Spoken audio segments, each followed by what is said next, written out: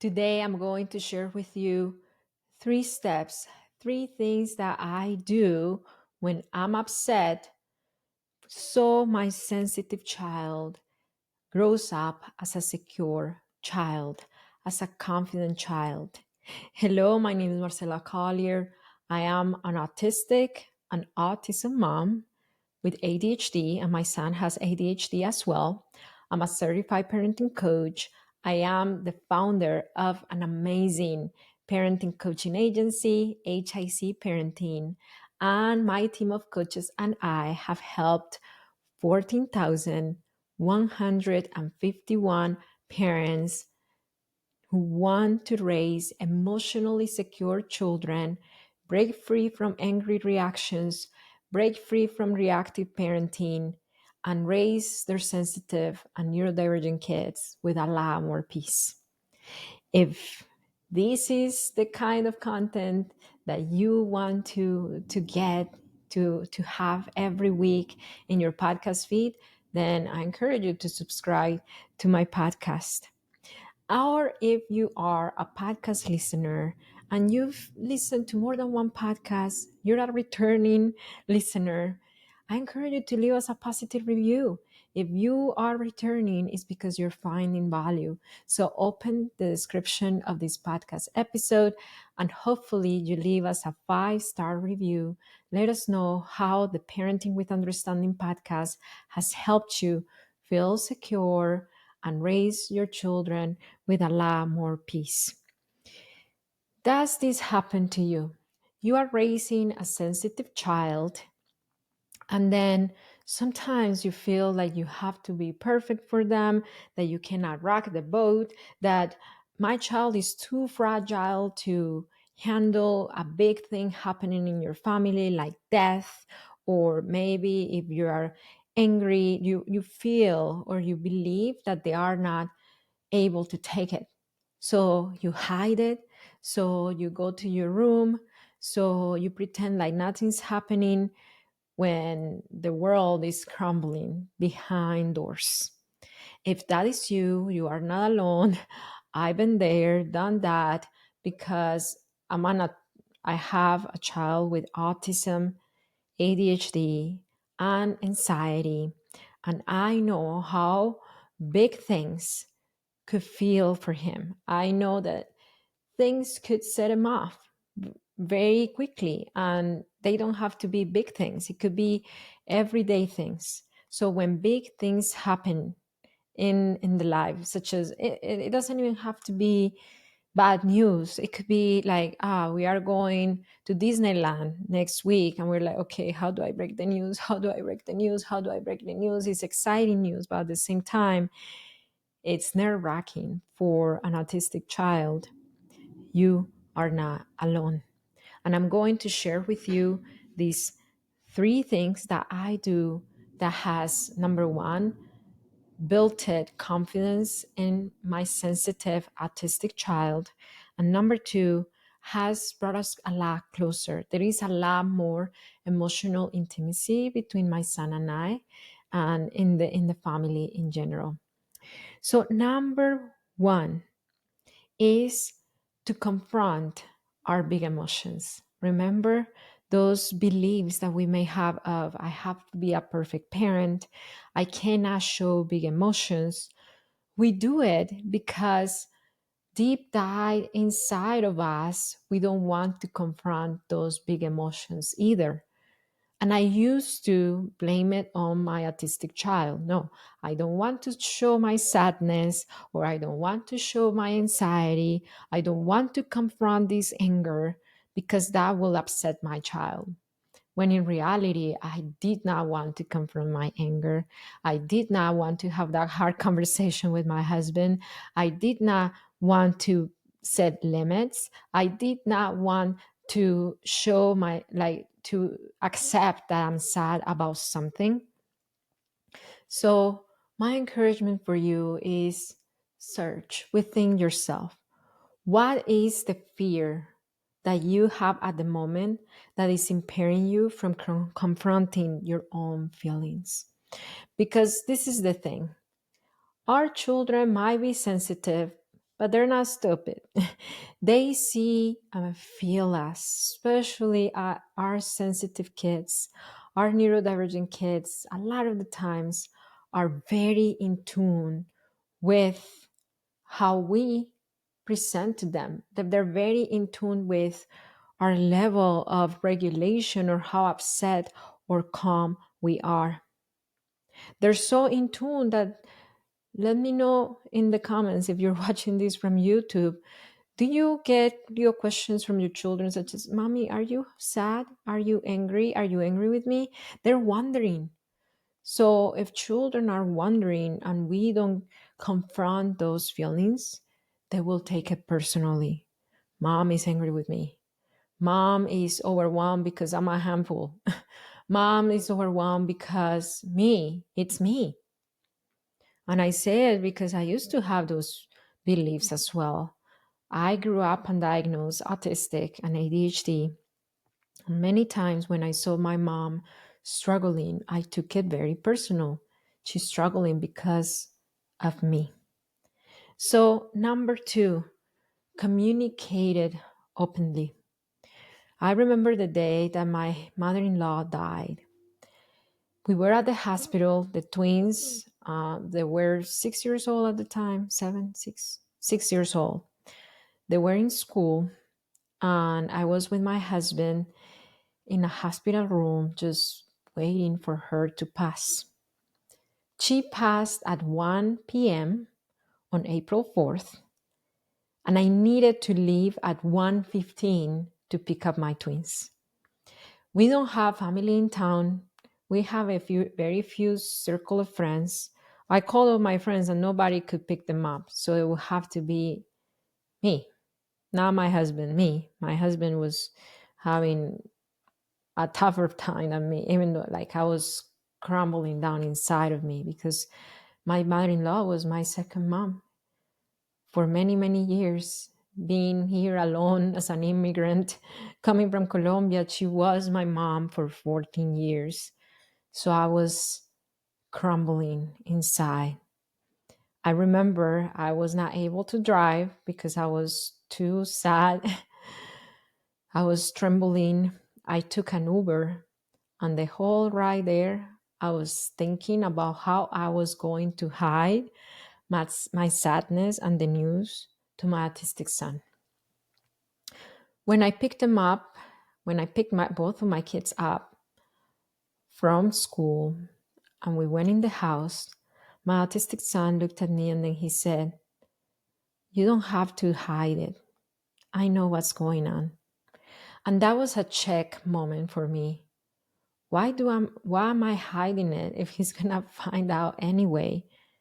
And if he sees me so sad, he needs to know why I'm sad. Because if he doesn't, that creates more anxiety in him, trying to find out what happened. I remember when I was about 6 years old that um, that my uncle died. My mom hid it, and I went to my aunt's house for a full weekend. And you know what? I knew they were at his funeral, even if it wasn't communicated to me. What did I feel? I felt excluded. I felt like, how come they didn't tell me? They eventually told me, but it was after the fact, after I was confused for days of what happened here. Why did my uncle die? So, and that happens as well with other not so deep feelings, but maybe overwhelm and tiredness or anger. If you have an argument with your spouse and you feel angry, if you don't communicate it to your kids, at least that you are angry, not about them, but maybe with daddy or with someone, they're going to take it personal. They're like, oh, is it me? Is it me, Jesus? So confront your children. Now, in HIC parenting, I work with So many parents. And let me know if you relate to any of these things. When there is overwhelm, when there is anger, especially anger about things that children are doing, then I noticed that there are one of these three reactions. Number one, the parent feels really overwhelmed and powerless and goes right to reactivity and then feels guilty and apologizes. Number two, the parent tries to hold it in, that was me. And then they cannot hold it any longer and they explode in anger. Number three, they shut down and they check out. If you are on YouTube, let me know if you're number one, number two, or number three. But if you are stuck in one of these three reactions, I want to let you know that this happens specifically when we don't know how to manage our emotions and communicate them safely. And this is important because if our children live in an inconsistent cycle of reactivity and connection, then it's hard for them to feel stable enough, especially if they have other needs, being neurodivergent or having just sensory needs or any other kind of need. So, if you want to raise your children with a lot more peace, my encouragement for you is to work towards breaking your cycle of reactive parenting. I want to show you the testimonial of one of our clients who, with our help, by the way, he has ADHD, broke free from yelling. He's yelling a lot less. It's not perfect, but it is a big, big, big transformation and change, considering that he was yelling almost every day. I want to show you that it is possible for us neurodivergent parents be able to process and communicate our needs easily and peacefully and raise secure children. I grew up in traditional parenting, especially Asian parenting, where the kind of like they perfected the sign of disapproval, always yelling, don't do this, don't do that. You're supposed to be perfect.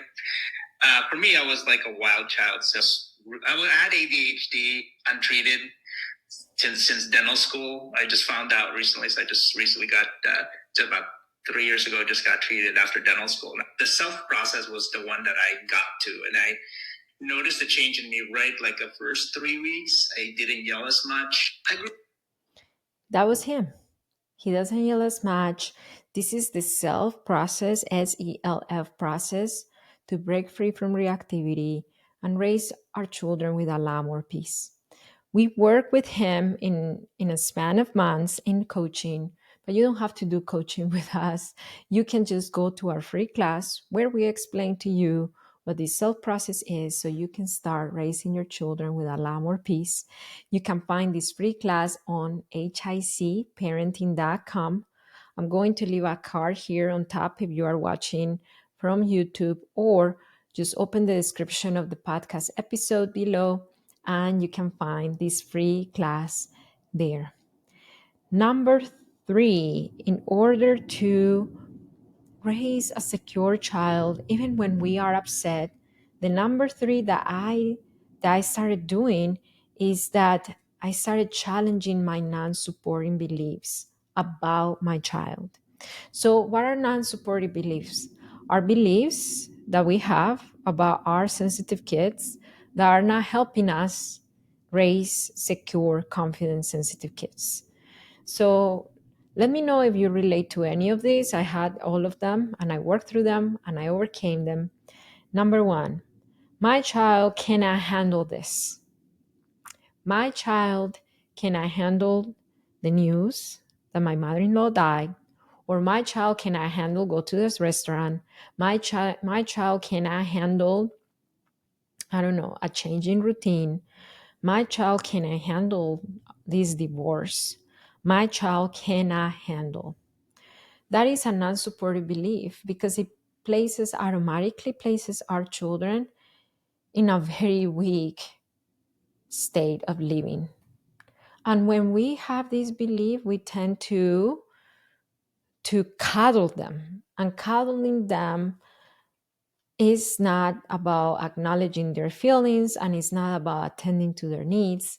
Cuddling them is rescuing them for from what potentially could be that thing that they cannot handle. So if we believe they cannot handle going to restaurants, we stop going to restaurants with them.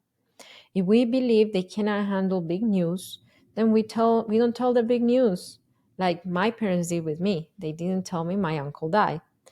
If we know that they cannot handle things, then we do things to rescue them from those things. So what does this create? This create children who go to adulthood to face things that they did not have an opportunity to face growing up, and they won't have the tools nor the guidance.